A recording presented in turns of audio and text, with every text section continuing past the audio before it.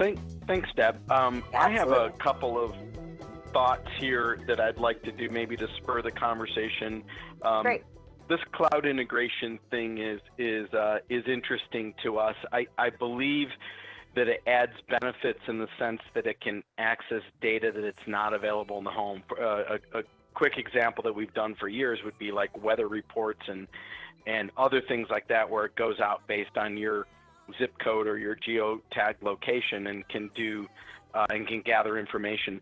At the same time, I am a firm believer in making sure that anyone can walk into a home, a smart home that's properly integrated, and use it without having to download an app, know the special verbal command, whatever to get things going. So I'm a fan of engraved keypads that have very simple, well-labeled controls. I'm a fan of proximity sensors, so when you open the pantry door or walk into a closet or a dark garage, a light turns on, and I'm not trying to say something to turn a light on, or like the example I was texting in. I know it gets hot, between 2 and 5 p.m. on the west side of my house every day. I'll just program the shades to go up and down because we like to look out the window, except when it's boiling hot outside.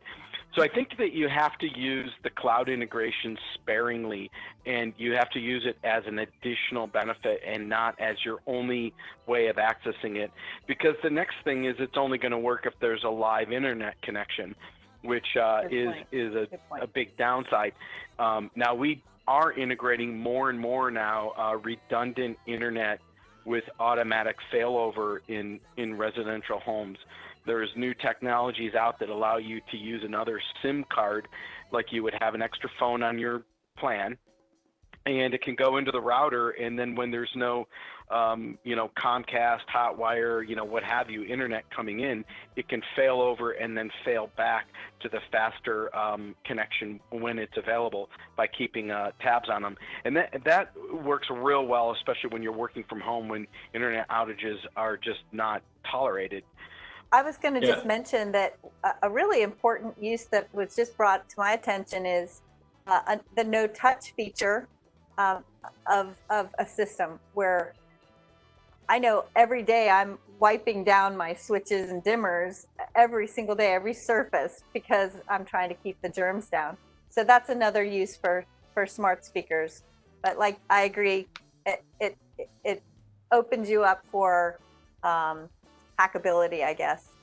No, that's a great example, because I go back to the proximity sensors, the occupancy sensors, I should say. Yep. Yeah, the lights turn on and off and whatnot, just based on someone being in a room, or just an automated scene that comes on at dusk every 2 hours before dusk. The interior lights come on, or something like that.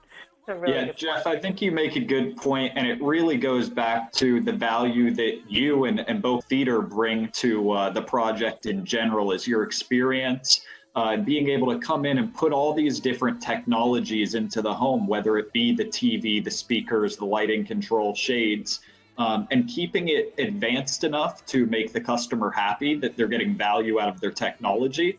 But also keeping it simple enough for them to use on a day-to-day basis without getting frustrated, other people coming into their home and being able to use it, but still getting the full value out of all the different technologies. So whether that be some automated programming, so something happens automatically, or whether it be just keeping the keypads highly effective but simple and engraved, like you said, having the welcome button on the top of the keypad, and having the away button on the bottom.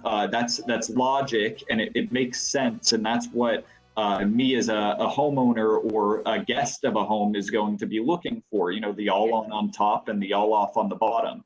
But bringing in a high-level integrator like yourself really makes that convenient, simple, and easy for the homeowner. Thank you very much for everybody attending, and appreciate it.